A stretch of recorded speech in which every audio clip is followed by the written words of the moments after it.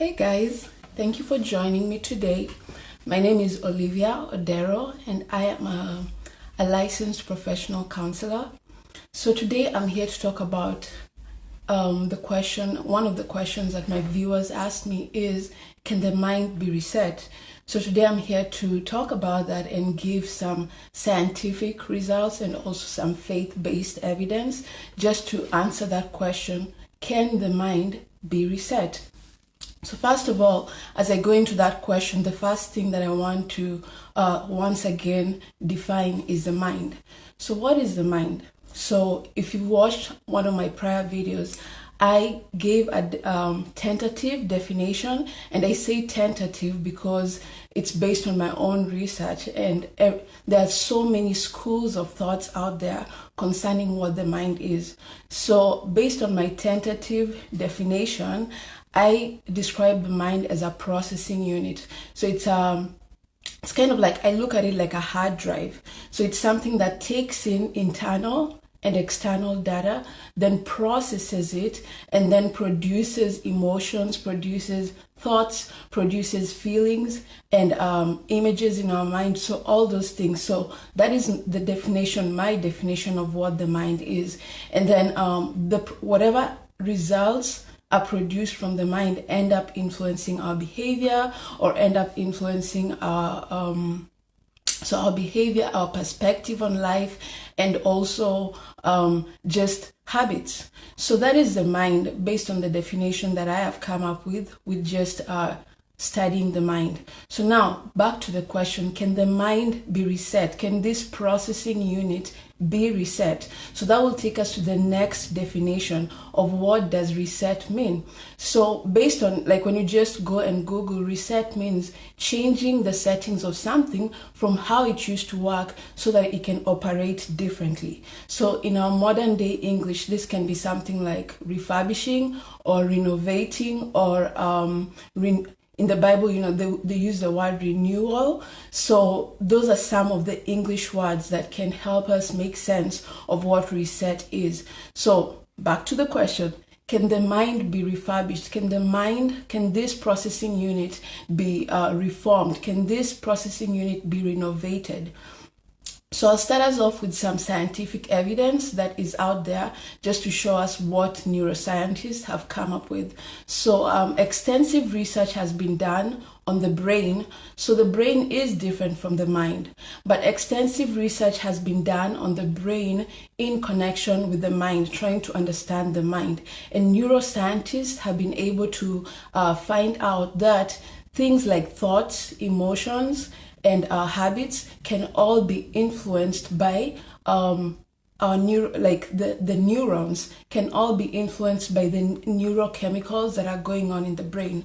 So some people out there that you can go and research on is like Caroline Leaf, Daniel Siegel, and Loretta Graziano. So all these people, among many, have come up with just a definition of, like, not necessarily a definition, but they've come up with ways to show that the mind can actually be rewired. So they talk about how thoughts actually form protein molecules in our brain that can actually be studied to see the neural pathways that they're taking. And like someone like Caroline Leaf, she's so big on just how to remove toxic thoughts and replace them with healthier thoughts, because thoughts are actually matter in our brain that can be seen and can be studied. And then we also have other neuroscientists, so like Loretta, the person I just talked about, she studies emotions. So she studied how emotions are connected to neurochemicals in our brain. So things like oxytocin, things like serotonin, endorphins. So all these things, they have studied them and found that these neurochemicals can be influenced in order to change our emotions, steer our emotions to the way we want them to. So it's kind of like hacking our emotions. Like, we don't have to be set in certain types of emotions. And then these same neuroscientists have also studied habits and found that there are neural pathways that are formed with certain habits. And so it's easier to go down that neural pathway because it has already been formed. But the brain can be rewired in certain ways so that these neural pathways do not become the main. It's kind of like a road, doesn't become the main highway that someone keeps on going down. And so basically neuroscience is showing that bad habits can be broken by just understanding the science of the brain. And all those connect to how the mind works, because our mind produces feelings, thoughts, emotions, and even habits. So now we'll go into what does the Bible say, because the Bible also has something to say about resetting the mind.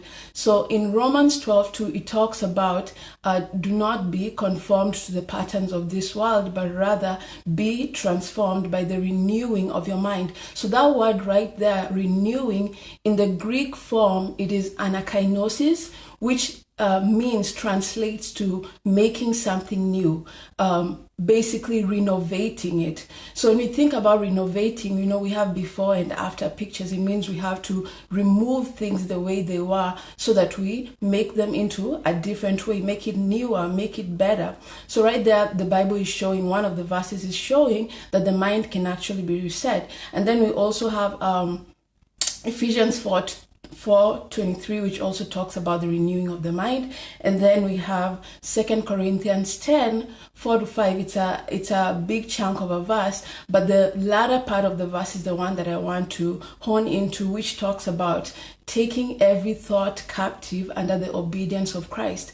Right there, it shows us that thoughts can actually be taken captive. So thoughts don't just have to go down different pathways in our brain without us having control over them, because the whole essence of resetting the mind, the whole essence of reprogramming it, is so that we have control over it. And right here, these 3 verses are showing us that the mind can actually be controlled, like the settings of the mind can be controlled. So the question is, it seems like the mind can be reset. It seems like the mind can actually be reprogrammed. And the reason I use it seems is because I've only given you snippets and grains of the research in the science world, and also, in terms of the Bible, because it's not conclusive what I've given you. It's just like, if you're interested in finding out more, going deeper and digging in these resources and more that are out there to find out, like, can the mind actually be reset? Because how is this helpful in this season where we are undergoing the whole thing with the COVID-19?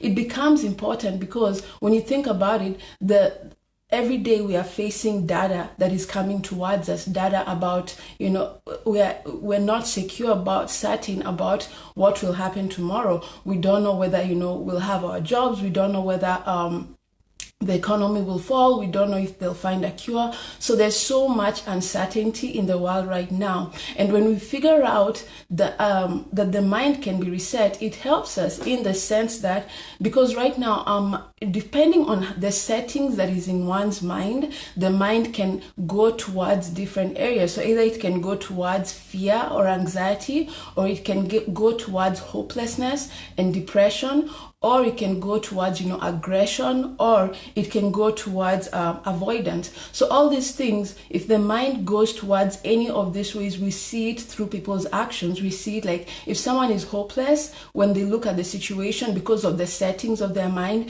then, unfortunately, some people go into depression and then also suicide. We're hearing of suicide happening in this season because people are not certain about what will happen tomorrow.